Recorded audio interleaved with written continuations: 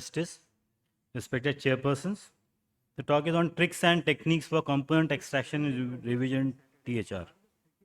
So, what are the indications for this particular component malpositioning, mechanical loosening, infections, implant failure, polywear, hip instability, troniosis?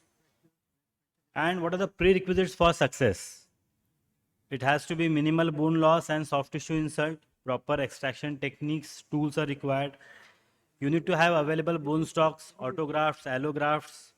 All records are a must. Which company implant was put in before? What are the sizes? You need to have everything. Plus experience on this particular ways of extraction. Diagnosis has to be confirmed. Rule out infection, as Dr. Hari has absolutely pointed out. And the most important, teamwork. And but more important than that is the homework.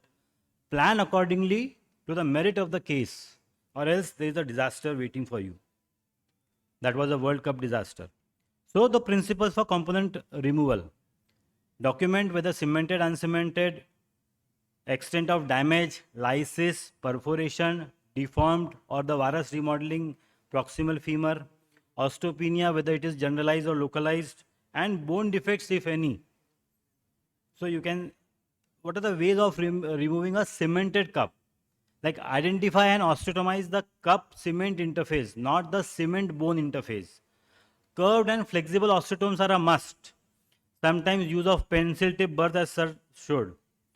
Drilling holes in center of the component, cemented one, is very useful after periphery has been freed by osteotomes. Avoid levering against the wall of acetabulum to remove the component. And osteotomes to break the cement mantle after the cup is removed. Even en-bloc removal of cup is possible. Like in this particular case where there is lot of cement but poor cementing technique, and you can see loosening, patient complained of pain in the hip joint, and on removal the whole cement block came out without much efforts. That was revised in 2020, and this is a follow-up of say around 1 year. Another patient, now I had a talk with this surgeon, so that position of the limb was not appropriate. So while cementing, see what happens is there was an excess anteversion of the cup, and you can see a vertical cup there. So there was a recurrent dislocation. So we went ahead, removed the cup with the techniques described, and we could cement in again another cup. Another case wherein you can see there's a loose cup and it was revised again. Here it was a vertical cup, as you can all see. So the removal of uncemented cup. Again, expose the rim, remove the poly first, break the locks there, screws to be removed, curved osteotome circumferentially to break the cup host bone interdigitations, and we have Zimmer explant system, which is very useful in removing these cups. And avoid force or slap hammers repeatedly. You can fracture them. The bones are thin and osteoporotic also. So these are the instruments which we are required for removing these cups. Long osteotomes, helpful. Uncemented cup also same. Now you can see there is a loosening. You confirm it by CT scan and after removal. So that's a 5-year follow-up of this patient. So coming to stems, you need to know the stems, whether it is cemented, uncemented. Uncemented is only coating, porous coated, HA coated, grid blasted, modular, non-modular, proximal, porous coated, distal porous coated, and even composite panel like the Chanley stem.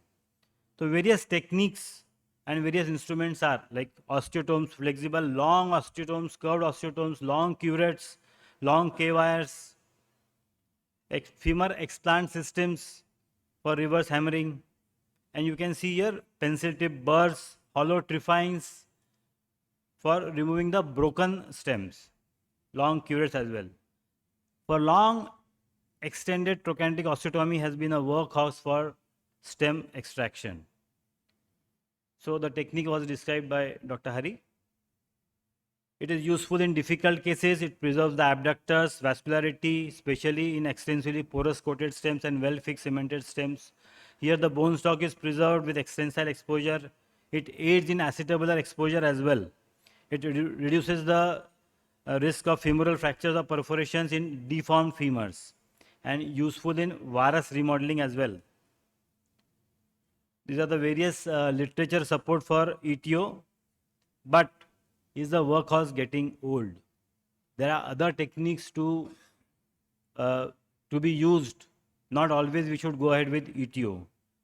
Is it because of the overuse? Intra-op or post-op fractures are there, stem subsidence, maybe lack of experience, loosening of the encerclage wires, fragments, malunion, non-union, infections are described in literature.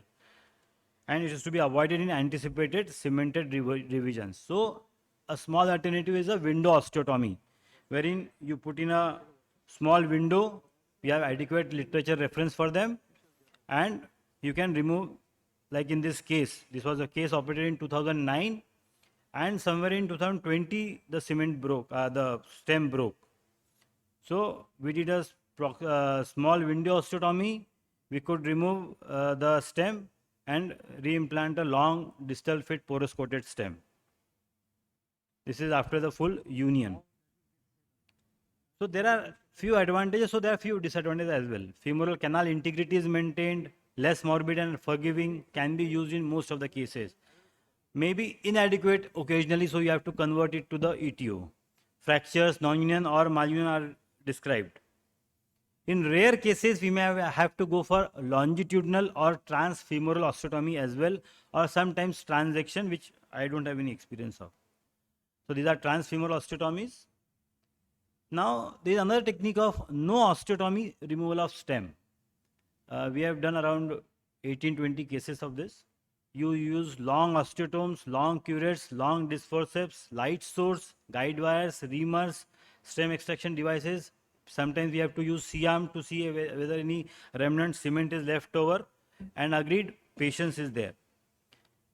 The advantages are medullary canal is preserved, morbidity is reduced, no complication of osteotomy are seen, less chances of stem subsidence is there. But we have disadvantages as well. Not all cases can be done with this technique.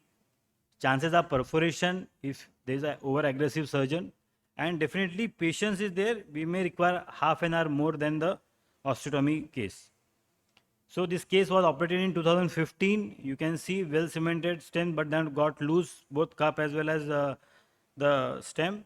We revised it to an uncemented one, and this is 4 years follow-up, and now this is 7.5 years follow-up without doing any osteotomy. This was operated elsewhere. This is the initial post-op extent 2 years later. This is a CT scan, and if the video works, I should show you. The cement is loose. This is the uncemented stem, but maybe poorly done. So the cement, the stem is mobile intraoperative. We revised it, and this is a follow-up of around 1.5 years.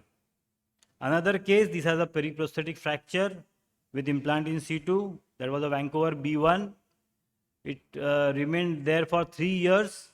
We changed it to, after the loosening, we changed it to uncemented one. And this is a long follow-up of around 7-8 years. This is what the patient is doing at present. This is a mind-blowing, has undergone 4 to 5 surgeries for hip. Cemented, then periprosthetic, then removal, and then finally this. So, the take-home message is plan, plan and plan, execute according to the merit of the case. Standard operating protocols as stressed by Dr. Bose yesterday was very important. You can't deviate from there much. Dedicated and organized teamwork is very helpful. Preserve the bone stock and prevent soft tissue insert. Thank you so much.